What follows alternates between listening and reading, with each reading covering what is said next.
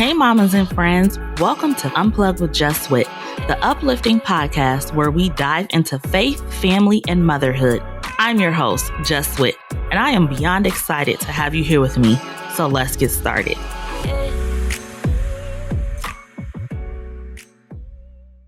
Welcome back to Unplugged with Just Wit. Today we have a powerhouse, and y'all gonna soon see why. This super amazing woman wears many hats. Seriously, she does. Like, we were just talking about this. She's an IO psychologist, Lean Six Sigma Green Belt, and the principal consultant of CHBM Services, LLC. But it don't stop there. In addition to that, Catherine is the executive director of Disruptive INC. It is an organization dedicated to reducing poverty among single parents through career development and resources.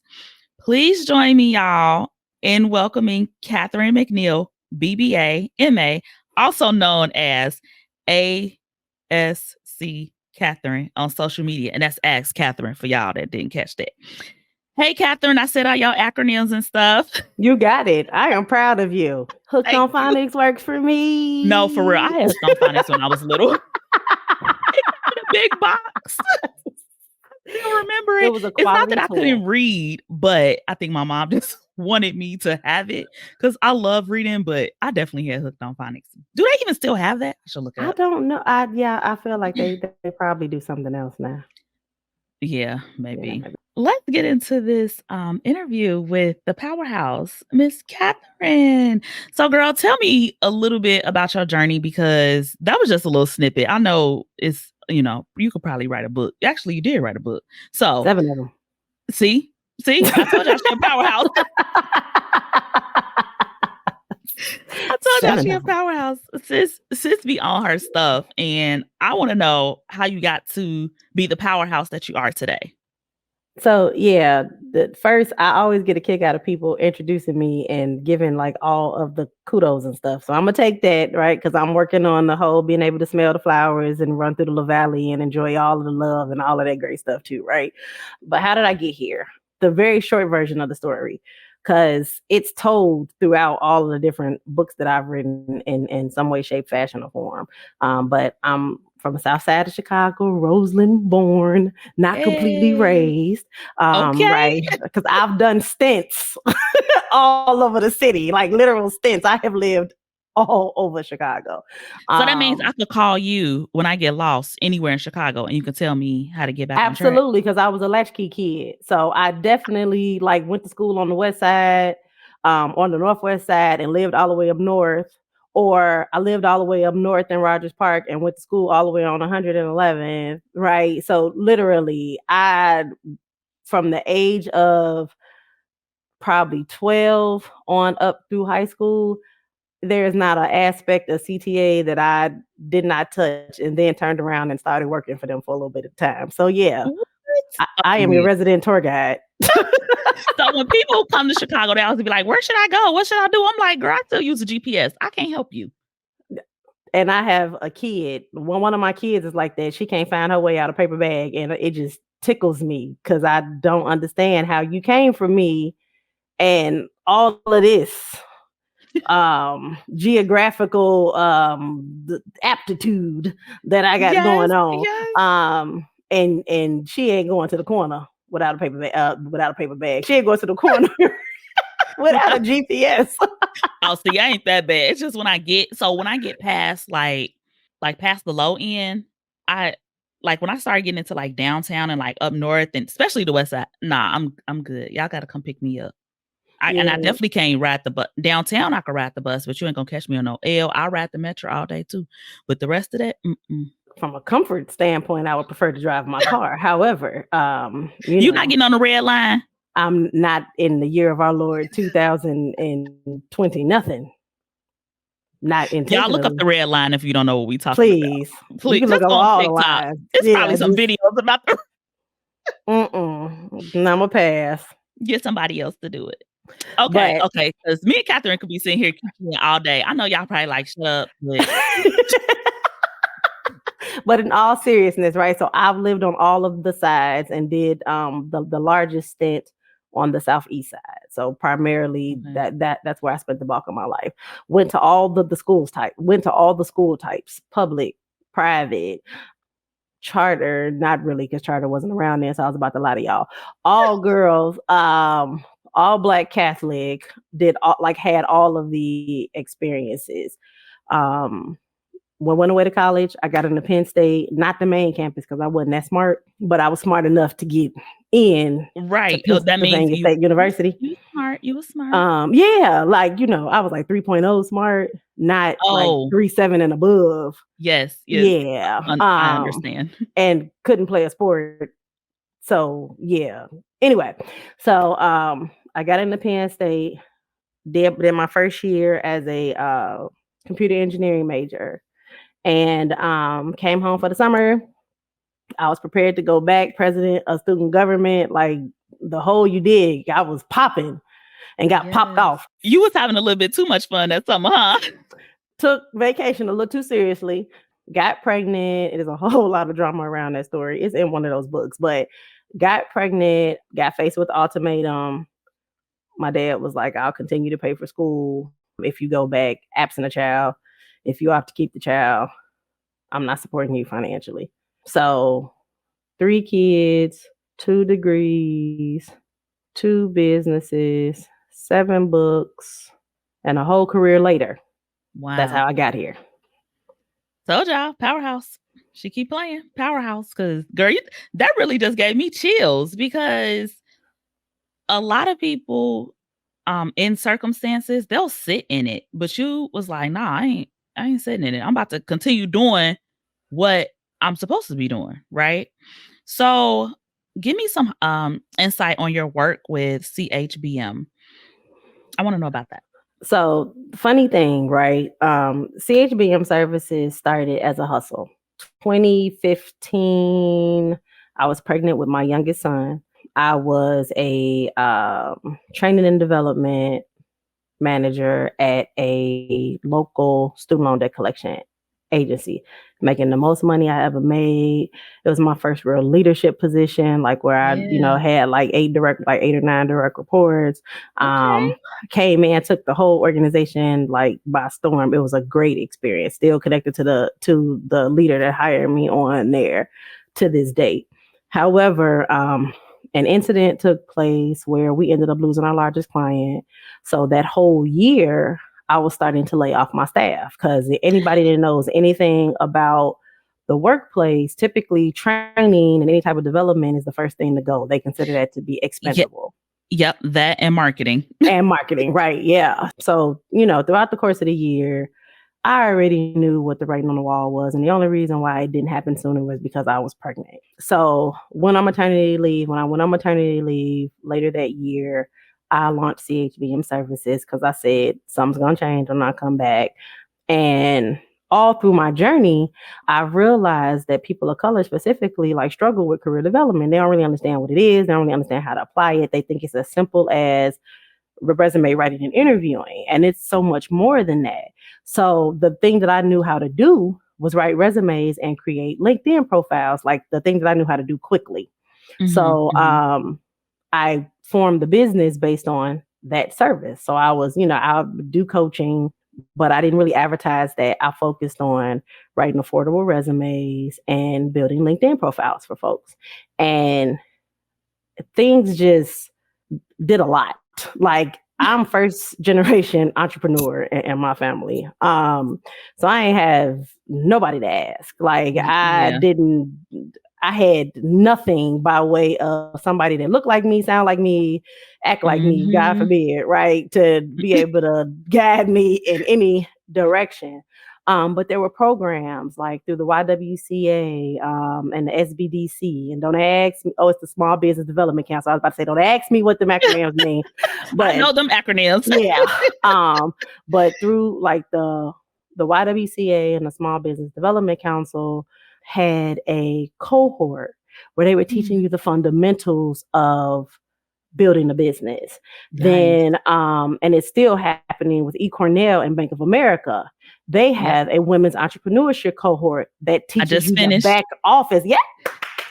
Yes. that is a connection to have.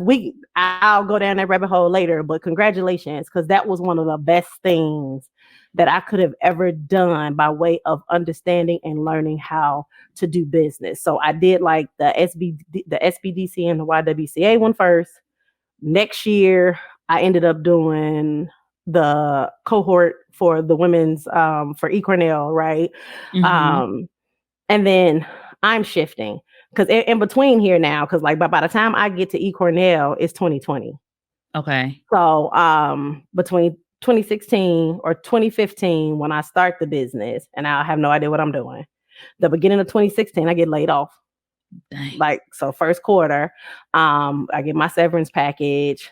My prayer was like for me to be able to stay home with my son for the first year, because I never got the opportunity to do that with my girls, because I was young, I was hustling, I was working, I was doing all the Mm-hmm. things. Mm-hmm. I ended up starting the job that I work currently for the utility later that year, like literally the day after my son's first birthday. Wow. And, I was I was doing Uber, and I had unemployment. Like I was doing all of the things to make ends meet, writing resumes and talking at non-for-profits and all of this stuff.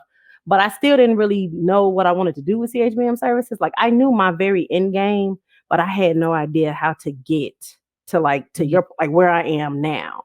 But I just kept doing stuff. So now it drops in my spirit.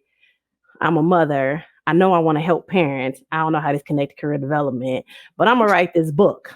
So my first book, the 31-day affirmation for single mothers, I wrote because by that time my oldest daughter was like 17. She was crazy, and she was going through all the things. And I was like, I'm going to jail, and I'm gonna catch all the cases, and I don't have nobody to talk to, because traditionally we don't have conversations about the challenges in our home, right? What happens in my Right. house stays in my house. Yep. So I'm thinking I'm in a unique situation, and I'm like, I'm gonna help somebody else. So it's 31 days of encouragement and transparency, and me sharing, like my journey or whatever, and how I felt, and these mom feelings and mom guilt and all this other Yes. stuff. And then I'm like, well, you write a book for the mothers, you got to write a book for the dads, because these relationships with the fathers for the people who are unmarried are trash. And how you fix, so now I'm just out here like identifying stuff that means something to me, don't know how the Yeah. dots connect, right? Mm-hmm. But I'm being obedient, and I'm doing like all of these things, and slowly but surely the messaging starts to come together. And now there's a focus on holistic career development, Yes. and my shit showing shenanigans like aspect, right, where the personal meets the professional, and really being able to get the language and articulate that there is no one without the other. Like people's personal needs, personal issues, personal area opportunity, whatever you want to call it, have to be addressed for folks to show up in the workplace. And I'm a Yes. parent, so I can speak from the standpoint of having to provide for a whole family. So, after all the years and all the development and all of the trying, I started making all these great friends in these spaces and all these great connections. And then I eventually get to the point of where we are now. Wow. What a journey, girl. Like, I know for me too, like I was in that space where I'm like, what am I supposed to be doing? Like, I like what I'm doing, but I feel like I need to do more. Because Mm-hmm. even when God was like mothers, for me, I'm like, I'm barely a mom. I'm like, I ain't even figured it out. So it's like what?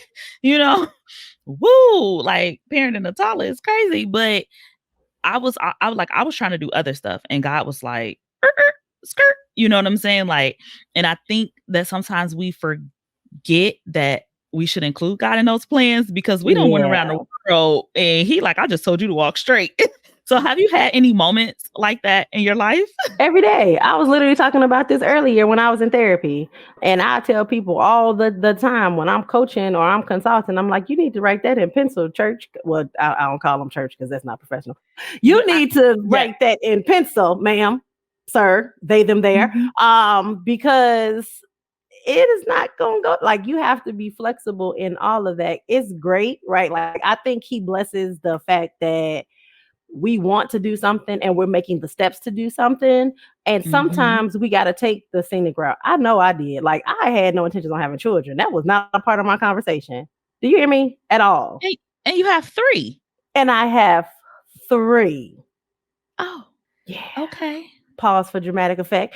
Yeah, And exactly. the rumor is I'm a halfway decent parent too. Like my grown kids actually like me. They rock with me. Like, we kick it. So that's typically how you can tell whether or not you were a good parent. If your adult kids don't mess with you, yeah. Okay. Imma put that in my pocket for when Liam gets, a little bit older, then I'll be like, "I'm watching you." Yeah, like once they don't have to be bothered with you, they're no longer bothered with you. You weren't as great as you thought. Like, that's one of those things that I've learned on this journey. And it's pretty cool. But anyway, it was not part of the plan. But I can't imagine my life absent that title. That's not my only title. You know what I'm saying? Like, that's Yeah, not my yeah. whole life. That's not my end game. That's not my identity. But them girls played a huge part in me being who I am today. Because one, I was the only child, so I was super selfish, I was super spoiled, super inconsiderate, always been mean as a rattlesnake, unbothered and detached and emotionally void and or detached. I'm an only child too. I really understand. All of those things, right? Yeah. And, to get to the point of having happy, healthy, functioning, reciprocal, fruitful, flourishing relationships, you can't be any of those things to an extreme. You can have Yep. modicums, but not to an extreme. And having children really challenge that. Having people that depend on you for literally everything really challenged that. And then it got to a point where it was like, so these little people watching me. So, like, what type of adult they end up being is contingent upon what they see. Girl, the Oh, pressure, the pressure. yeah. Like, like even me just, Liam is 2. So even, if I do something, I'm like, dang, I shouldn't have done that. And I'm like, I'm sorry. And he's like, it's okay. And I'm just like, oh, give me a hug. But he's a sponge right now. He's watching the interactions, between me and his dad, between me and his grandma. Like just social interaction. And I'm like, dang, I really gotta raise this kid. It's more than putting food on the table, clothes on their back. Like, they're watching you. They're Like, you watching you. are their first example of everything. Everything. Everything. And it's funny because I remember when my girls were smaller, they were like, "Why do you talk to your mama like that?" I'm like, "You can't talk to me like that." Now, as an adult, and they see like certain stuff, they was like, "Oh, we understand that." Don't get me wrong, like, I love my mom, but my mom was a child for most of my life. Like, Mm, that's just the reality of it. And there's a whole story as to why, and like what that looked like. But I was the mature one in the relationship and I was the kid. So it just mm, is what it is there. So growing up, and as I was reconciling and learning to address and forgive, you know what I mean? Like, and yes. understand and all of Yes. these things that you have to go through to get to get past your mess and make sure that you're not, passing that crap on to your kids and all of that other stuff. Mhm.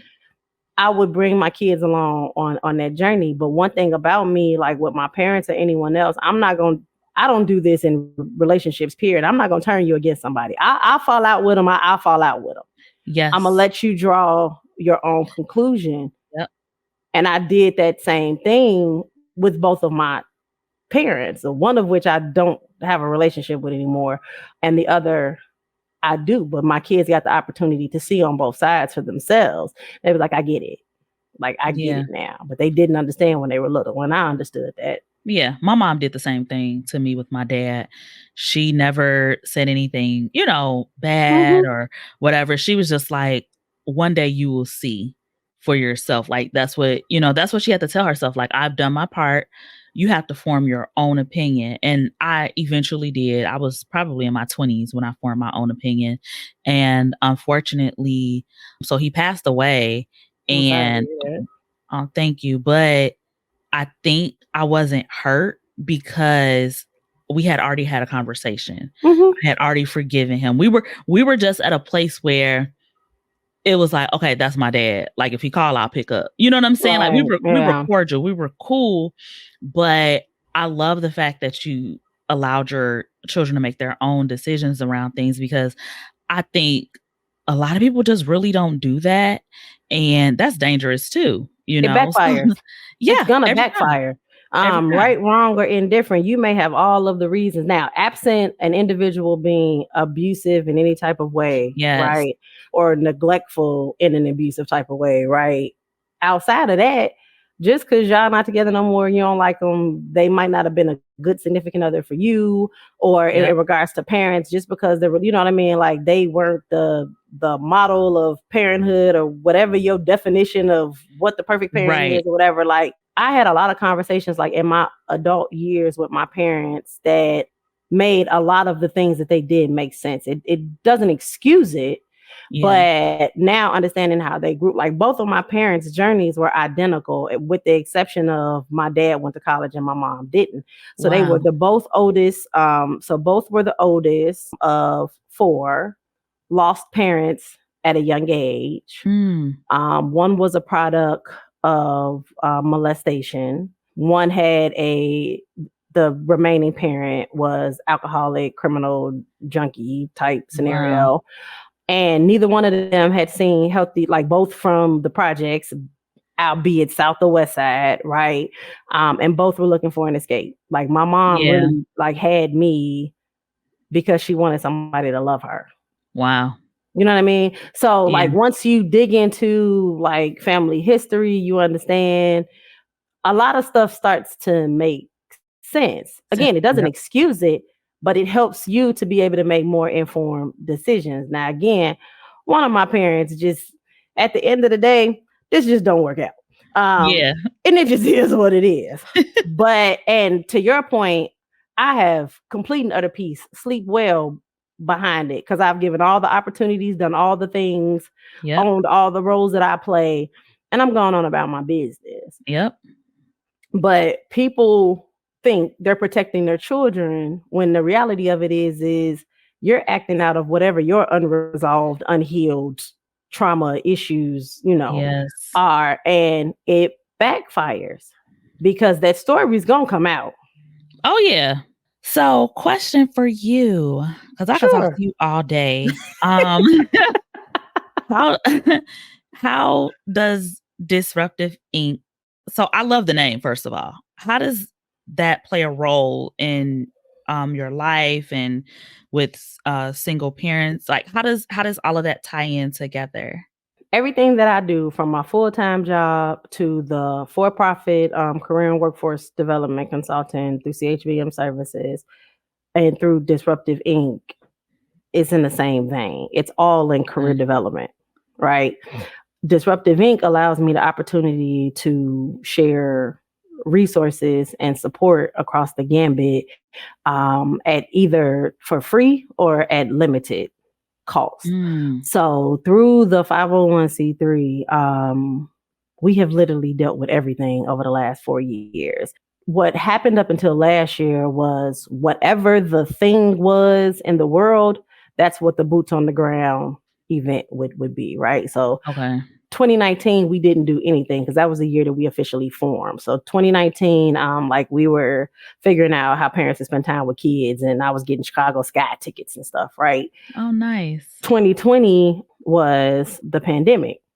So Mhm. now we're pivoting to virtual and reading the room. Now we're focusing on emotional health, wellness. We're helping businesses clean up.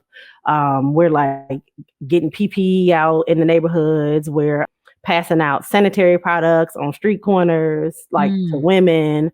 We were literally doing everything. And then we did a virtual career fair, right? Because people, and one thing that I speak about a lot is the importance of temp agencies.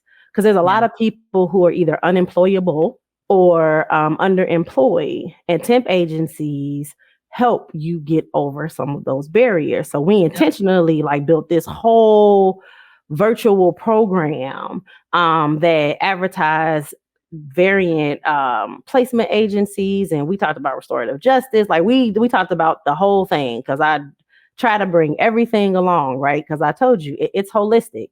So Yep. whatever's going on in the background comes to the forefront and it shows up in the workplace.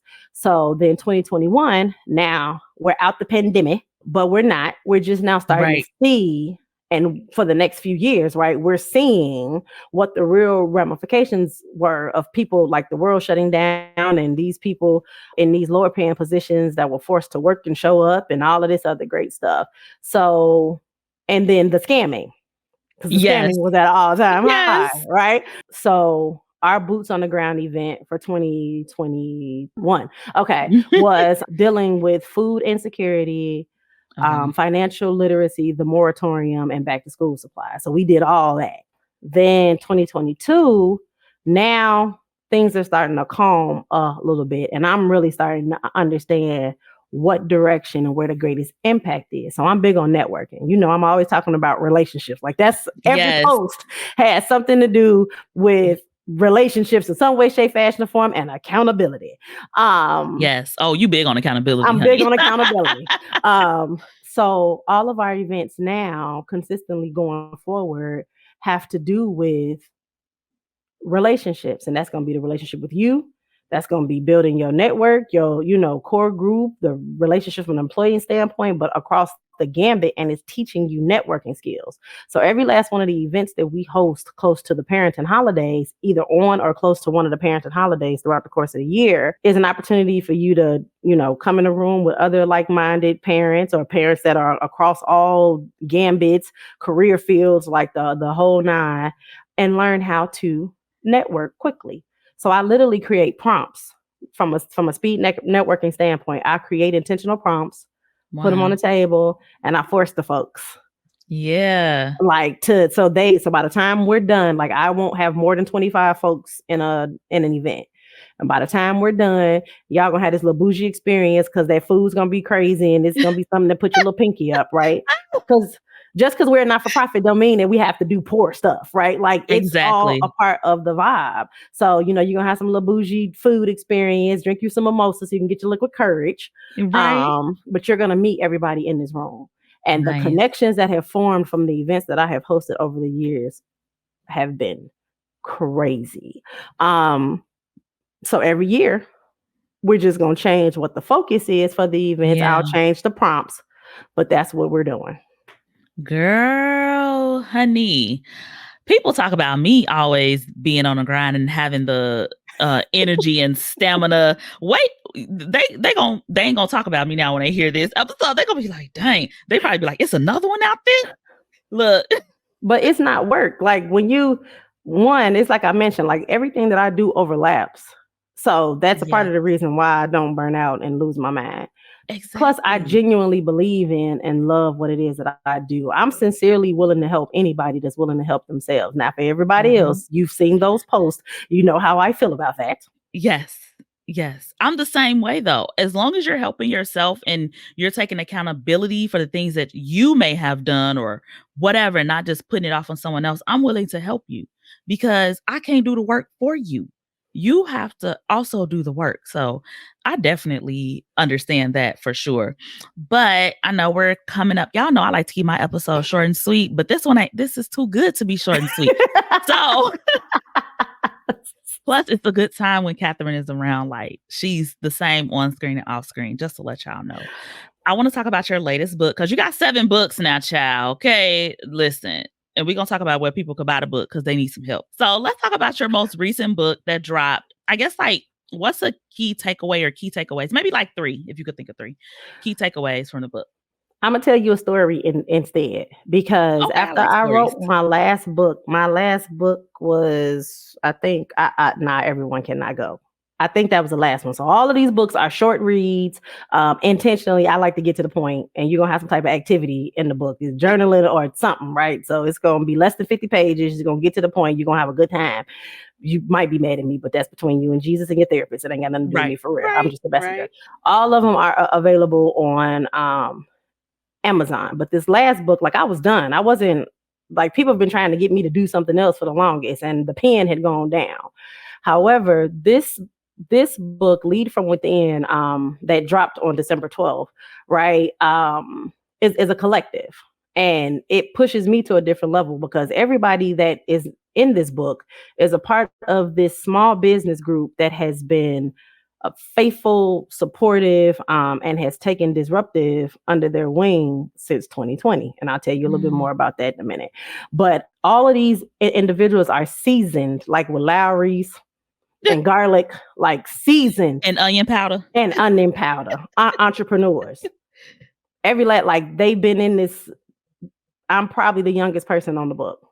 Close to, like one of two out of the 9 authors. They sponsored me to be a part of this. They wanted me to be a part of this. These people ain't did that not a need blessing me to be wanted? Let me tell you something. They don't need me. I have no value add for them per se, right? Because they're established, and some of them come from generational wealth. Like these people are doing well in life. However, they sponsored my participation in the book if I was interested.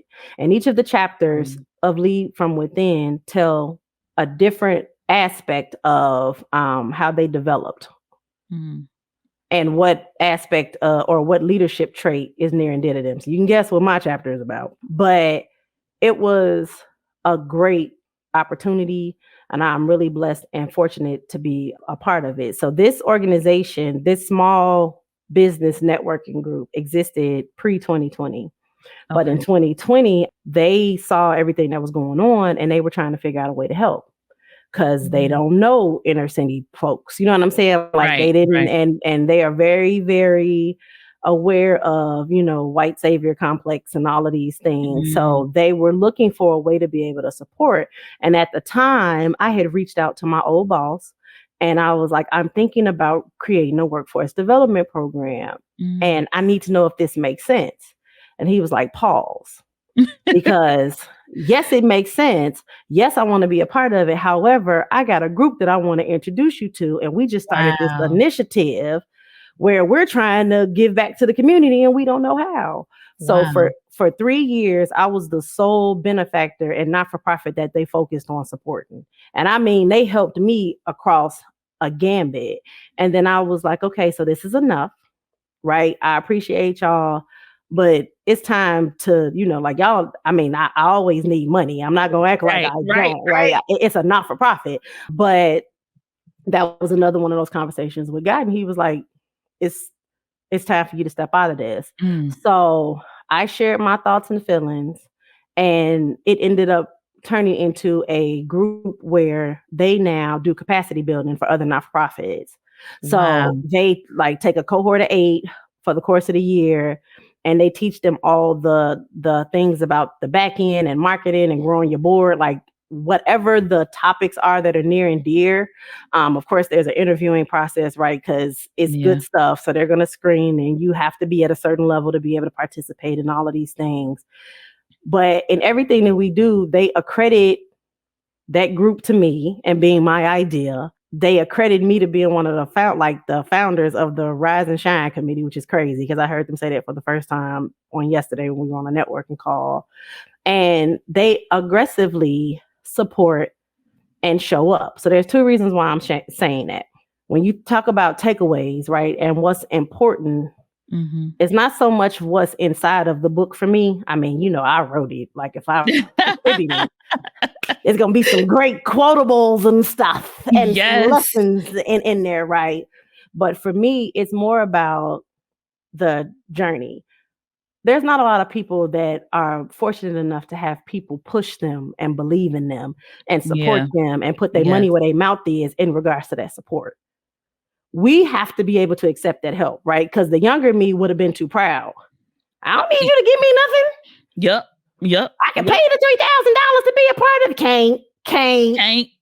Just to be out here saying stuff like, you know what I mean? Like, yeah. But for me, it's me realizing where I am. One, that it's this group of people that see me, and I ain't gonna say they look at me as an equal. I ain't gonna say that.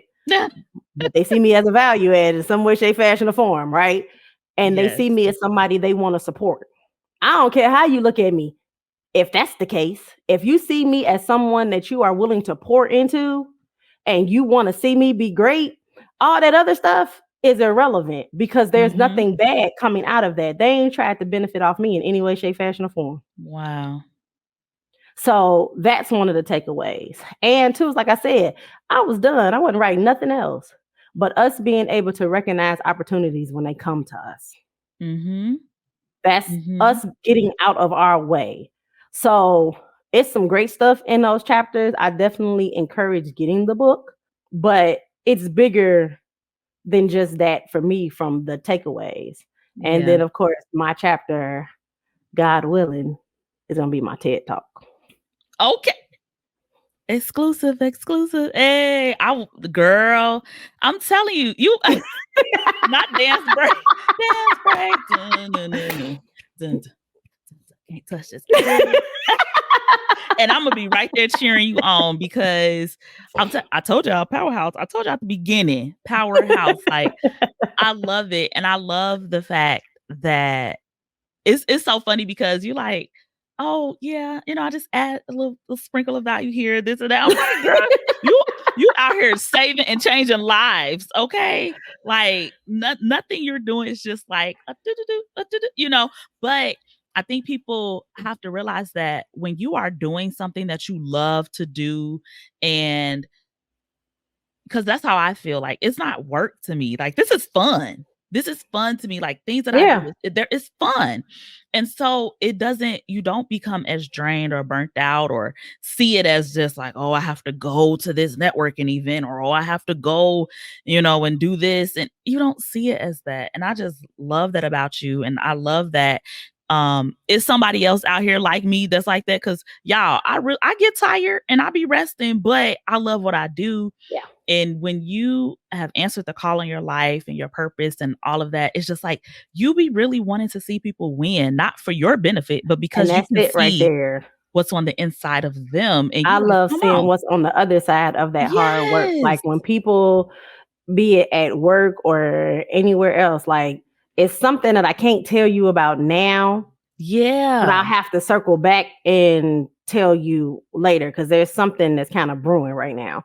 But Yes. I recently just had a conversation at work and I was talking to a young lady. She was like, I did all the things you told me to do. She was like she runs one of the ERGs, and they for 2024, there's an event later in the year Okay. that Oh, wait. they People want me may to. not know what an ERG is. I don't know if everybody is corporate like us, but Employee I know what it resource is. group. Yeah, like an employee resource group.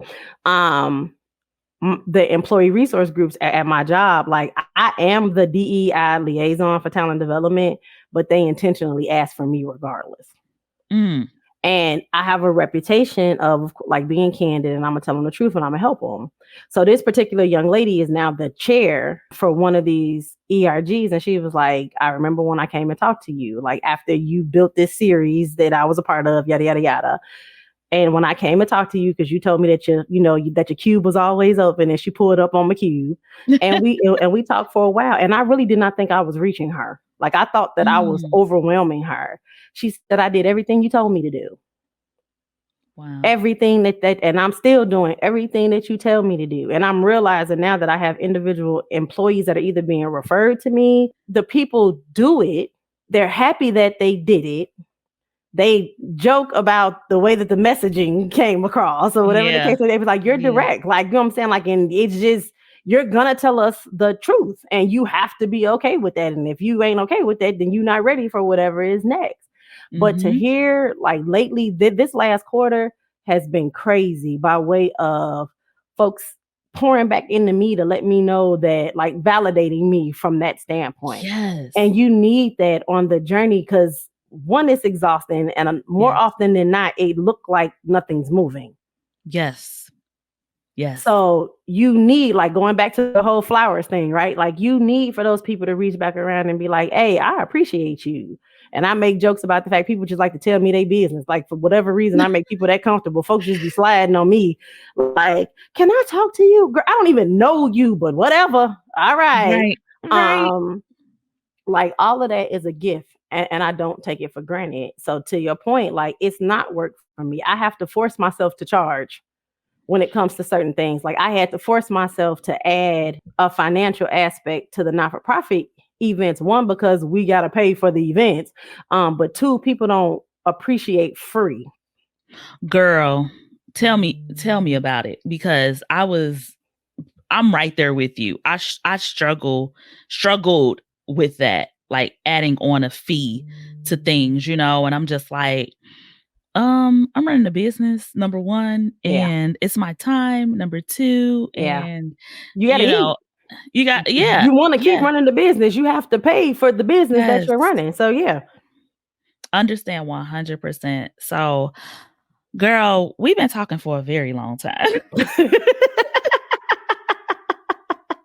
But I love it. I really do. I love the work that you're doing. I love just everything about you. You're just so real, down to earth, just a gem. And you're really out here, doing your thing.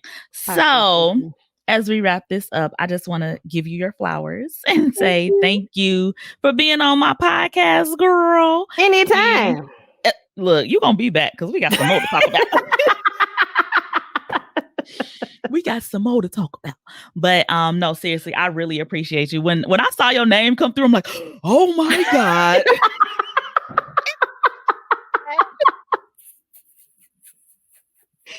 Cause girl, when you up on stage for, your world tour and all that, I'm like, I know her. Y'all go download the podcast episode because she was on it. Woo, I really know her. I know. I'm gonna say it too. I know her.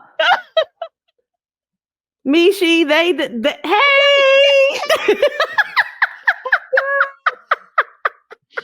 But seriously though, tell the people where they can connect with you. And I'm going to leave it all in the description too. Tell them where they could connect with you. Tell them where to buy all of the 7 books and, anything else you want to leave for the peoples. The easiest thing to do is to connect with my Linktree. So it's Linktree / CHBM Services. That's the easiest, because then everything, the social media, the business pages, articles, interviews, it's all there. But if you're on Facebook, Instagram, or on LinkedIn, you can find me by way of CHBM Services, or you can find me at Ask Catherine, ASC Catherine, because it stands for Author Speaker Coach. She done told us, y'all. Well, Catherine, thank you again for being on this episode. And y'all, that's a wrap for today's episode. I really hope you took a pen and paper and wrote down some of these gems. But even if you didn't, it's recorded. So go ahead and play it back. Y'all know I like to keep it short and sweet, but not this episode. It was just too good, right? Until next time, y'all. Bye. Bye.